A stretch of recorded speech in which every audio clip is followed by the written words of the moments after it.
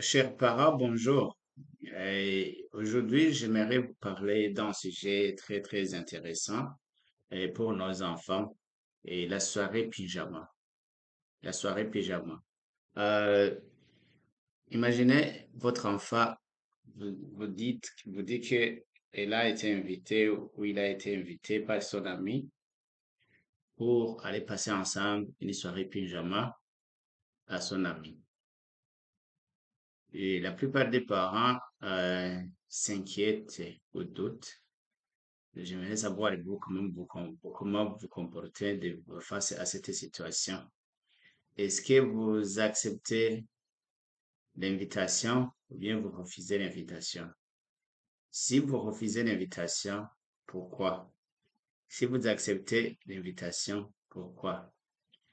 Et, mais si je me mets dans votre place, moi, euh, si je dirais non à mon enfant, ça veut dire que si je refuserais l'invitation, et c'est qu'il y a des raisons qui m'opposent à ne pas envoyer mon enfant aller passer une soirée pyjama parce que on ne sait pas ce qui se passe dans notre famille. On ne sait pas comment les parents de son ami sont responsables. On ne les connaît pas. Oui. Si les deux familles, vous vous connaissez bien, vous connaissez les valeurs des parents de l'enfant, là, je comprends que vous pouvez dire oui, parce que c'est votre famille, c'est une famille amie, vous vous connaissez. Mais si c'est une famille que tu ne connais pas, les parents, vous ne connaissez pas, et tu envoies l'enfant passer une nuit, il y a des choses pires qui peuvent arriver à vos enfants. Vous ne savez pas comment cette soirée est organisée, vous ne savez pas comment ces enfants donc sont encadrés. Et d'abord, il faut même savoir quelle est la signification de la soirée pyjama, pourquoi cette soirée. Donc, c'est quel objectif pour la soirée pyjama.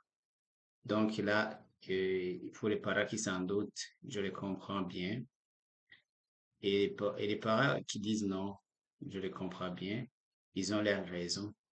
Alors, j'aimerais vous donner un exemple d'une histoire que j'ai lue, qui s'est arrivée. Euh, j'aimerais vous partager cette histoire et parce que ça montre que c'est un exemple que de mauvaises situations qui peuvent arriver autour de la soirée pyjama. Bon, on dit que c'est une histoire réelle qui fait froid dans le dos et qui doit servir d'avertissement pour tous les parents. L'histoire se passe dans l'Oregon. Un père de famille qui a organisé une unité pour sa fille de 12 ans et trois amis. Pour s'assurer que les filles s'endorment rapidement, cet homme de 57 ans a eu la folle idée de verser des puissants sédatifs dans ses smoothies préparés par ses soins. Imaginez ajouter des sédatifs très puissants pour faire endormir ses enfants. Cet homme avec quel objectif? Pour endormir ses filles. Cet homme avec quel objectif? Heureusement qu'il y a un enfant qui a été vigilant, une fille qui a été vigilante et qui a pu contrecarrer la situation.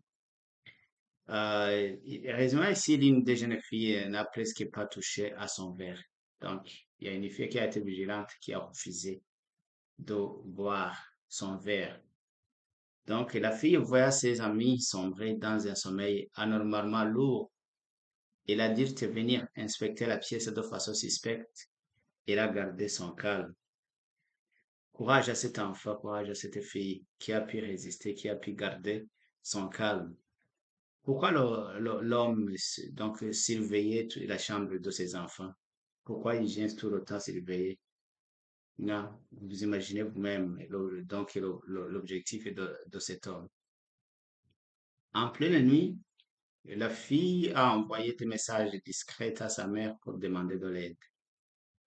Quand la famille est arrivée vers 3 heures du matin, l'homme a tenté de les envoyer chez eux, mais les proches ont exigé de récupérer les enfants.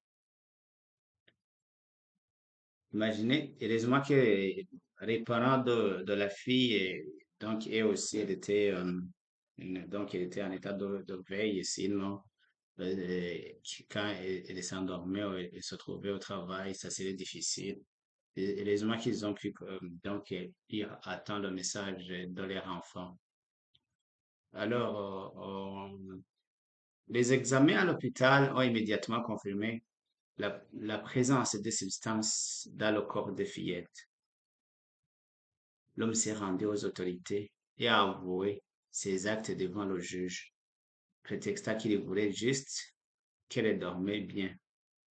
Il a été condamné à 2 ans de prison ferme.